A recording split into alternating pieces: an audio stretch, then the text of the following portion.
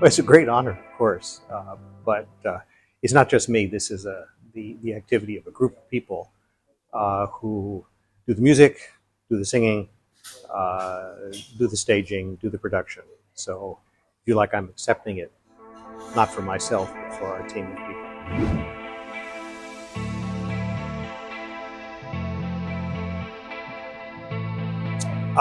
Well, it'll be at the Asia Society tomorrow night, I think, in fact. And Adam is known mostly for his ballets. I think most people know Giselle, and they don't realize that he wrote dozens of operas. They're not performed that often every year. This one is quite well known because one of the pieces in it is variations on what in English we call Twinkle, Twinkle, Little Star. So it's performed in recital quite a lot, so people will recognize that. But it's a comic opera, opera comique in French, which means opera with dialogue. And the story is actually about an opera singer who has an unfaithful husband and a lover. And the French title is Le Toreador ou L'accord parfait, which is a pun. It either means the perfect agreement, i.e. these three people end up with a ménage à trois at the end, but it also means the perfect chord, musical chord. So what we tried to do in English, because we always try to update the productions to set them in Hong Kong, and so people make them relevant. It's quite easy to do in this case, because the Toreador doesn't really appear in the opera at all. So we renamed it the Triad, as a name which has a certain Hong Kong resonance. But the rest of the title, we tried to keep the pun. So we called it Three in a Chord. If you see it in writing, you may not get the pun, but if you say it out loud, you will get, it's the same musical pun as in the French. And Triad, of course, has that other musical meaning as well. So the opera itself is filled with musical references about orchestras and players and singers. And so Adam is making fun of this, reference to this. And so we try to keep that in our title and what we're doing.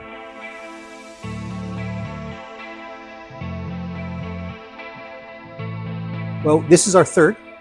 The first one was 2 years ago, and we did an Offenbach one-act opera called Pomme d'Api. And last year we did Bizet's first opera, Dr. Miracle, which he wrote when he was 18. We've been concentrating on comic operas partly because they're smaller. They have 2, 3, 4 singers, usually no chorus, and we don't need much of an orchestra. So they're very flexible and possible, which is an issue in Hong Kong. They can be performed almost anywhere. So they can be performed in normal concert halls, theaters, but also in some more unusual venues, which gives us some flexibility. They're accessible to people who don't know opera. The wait is more like a musical wait. They're 60, 70 minutes long, not 3 hours. They're funny. The characters are ordinary people. So I say it's like the TV show Friends, but with better music, is what these shows are like. So that's why these. My own time with opera goes back to when I was in university, when I saw a performance of the Metropolitan Opera, which was on tour, and never really recovered. That was longer ago than I care to mention, but a very long time ago. And I've been going to opera ever since, and started to do them here about 4 or 5 years ago. Chinese audience or Chinese audience to your performances? Well, what's interesting is that many people that come are not opera goers. And so they like the accessibility and lightness of this. And as you mentioned, these productions have been picked up by the Guangzhou Opera House, where we adapt them for their theater and their audiences. And their Pomme d'Api, which was the first one, which we did last year, was part of the Quasiment Festival, the French festival there, and has been performed, I think, almost 15 times in about a year, which is a huge number of performances for a single opera. The audiences there are young, I think mostly people under 35. It's a night out. People go to have a good time.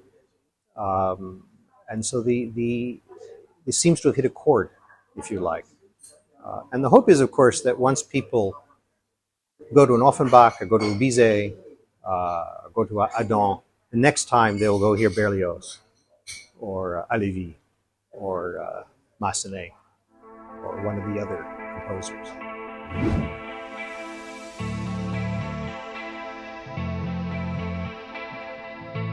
Well, I think that's what awards should do. The past is the past, but one's always looking forward. Sometimes you work on these projects, and the only people that know are the people that know. And I think there's a lot of opportunity here for, I won't call this very small scale culture, but this is not grand opera. It's much easier to do than grand opera. I think music is also a universal language, so it's easier for people to relate to than theater, for example. So it kind of hits a sweet spot of promoting French language and culture in an easy to digest way, in a relatively easy way. And there's a lot of opportunity for that here and in China. But unless people are made aware, maybe it doesn't kind of register. So I think awards like this one help people think a little bit about what's possible, what can be done.